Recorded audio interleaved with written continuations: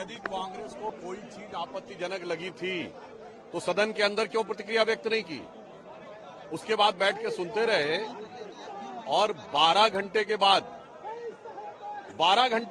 12 second का video निकाल के 12 बजे की बात कर रहे हैं। मैं पूछना चाहता हूं मेरे भाई, वहां बैठ के समझ में नहीं आया था या बुद्धि नहीं खुली थी, या कहीं ऐसा तो नहीं कि 12 घंटे के बाद सोरस सीक्रेट सर्विस से कोई सिग्नल आया था कि अगले दिन सुबह 12 घंटे का वीडियो 12 सेकंड का वीडियो जारी करना है? सीधा जवाब देना चाहिए। अगर आपको कोई बात आपत्तिजनक लगी थी, ऑन द स्पॉट क्यों नहीं रिएक्शन किया? बाद में रिएक्शन होना अपने आप में यह दर्शाता है। बाकी गृह मंत्री जी ने बहुत स्पष्ट रूप से एक एक चीज साफ कर दी थी, क्योंकि अब कांग्रेस के पास कुछ बचा नहीं है। इसलिए उनके लिए एक लाइन कहना चाहूंगा, सच जरा सा घटे या बढ़े तो सच सच न रहे, मगर झूठ की तो कोई इंतहा नहीं। लाख चेहरे बदल के आ जाते हैं ये, पर आईना कमबख्त झूठ बोलता ही नहीं।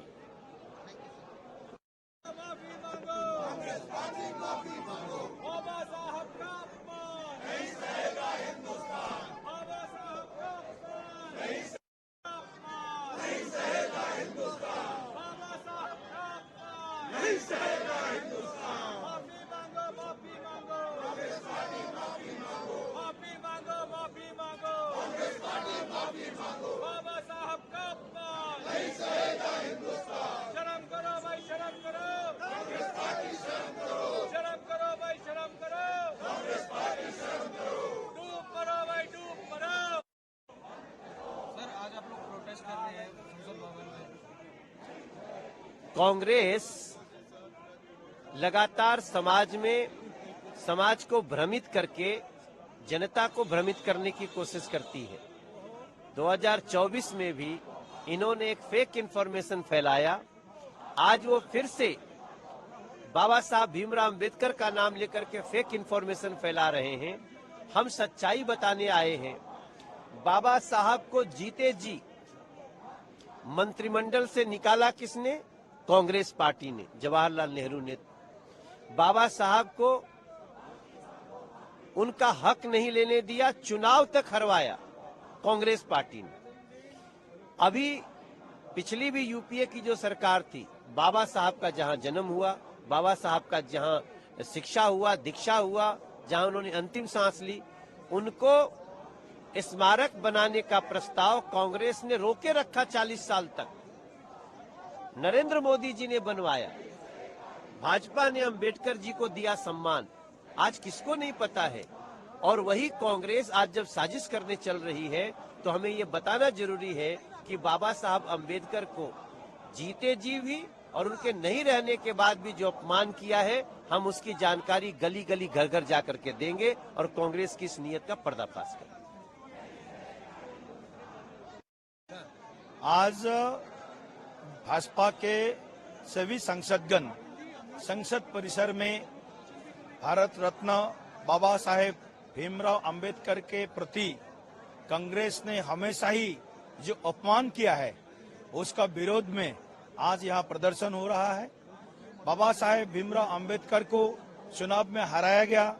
बाबा साहेब का जो अपना जो संविधान को लेटरन स्पिरिट है, जिस हिसाब से उन्होंने संविधान बनाया था, उस संविधान को तोड़ने का काम कांग्रेस पार्टी ने किया।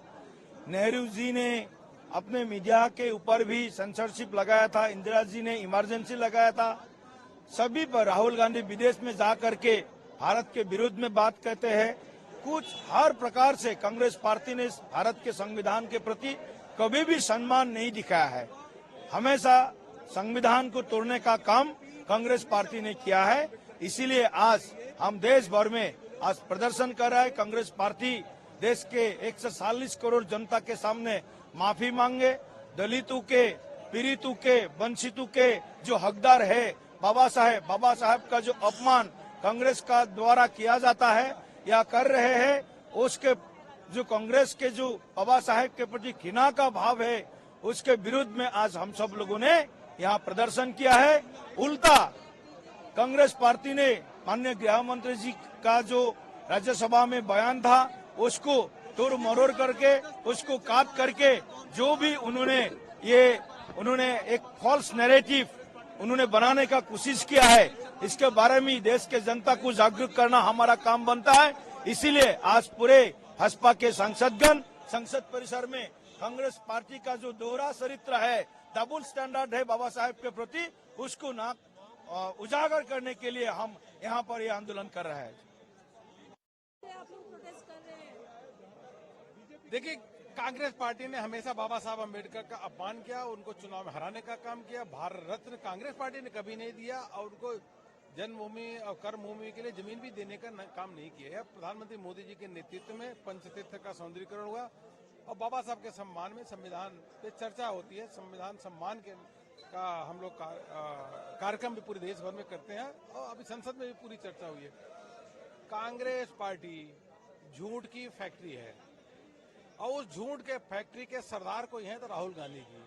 हमेशा झूठ बोलना, निरंतर झूठ बोलना, जनता बार बार उनको हरा देती है झूठ के कारण। अब बताइए, माननीय गृह मंत्री जी का स्टेटमेंट बिल्कुल उसको तोड़ मरोड़ करके दिखाना और ये कहना कि भाजपा बाबा साहब का सम्मान नहीं करती, यह सरायाम झूठ है। बाबा साहब का अपमान कांग्रेस पार्टी करती है और की है। कांग्रेस को देश से माफी मांगना चाहिए कि जो वह षड्यंत्र रच रही है, वह षड्यंत्र देश की जनता के सामने उजागर हो चुकी है। सर, उनका कहना है, प्रियंका गांधी भी कह रही है कि गृह मंत्री जी ने ऐसा बाबा साहब का अपमान किया, पूरा कांग्रेस कह रहा है और जो है वीडियो वो तो सामने है। अरे राहुल जी, प्रियंका जी, कितना झूठ बोलोगे? झूठ बोल बोल के तो चुनाव लगातार हार रहे हो। माननीय गृह मंत्री जी ने जो स्टेटमेंट दिया पार्लियामेंट में, वो सब जनता के सामने है। उन्होंने बाबा साहब के सम्मान में जो बातें रखी, वो देश की जनता के सामने है। उन्होंने कांग्रेस के जो नकारात्मक और बाबा साहब के सम्मान में जो उन्होंने कांग्रेस पार्टी ने किया, अपमानित करने का जो काम किया कांग्रेस पार्टी, उसको माननीय गृह मंत्री जी ने बताया संसद में। पूरी बात तो सुनो। लेकिन इस प्रकार से राहुल जी, प्रियंका जी, कितना झूठ बोलोगे? अच्छा, झूठ बोल करके बार बार हार भी रहे चुनाव में। आपने मध्य प्रदेश, राजस्थान और उसके छत्तीसगढ़ में हारे, फिर हरियाणा में हारे, फिर महाराष्ट्र में हारे, उपचुनाव में सब जगह हारे, उत्तर प्रदेश में हारे, राजस्थान में हारे, हर जगह हारे, बिहार में हारे। हारने के बाद भी अगर उनको समझ में नहीं आ रही है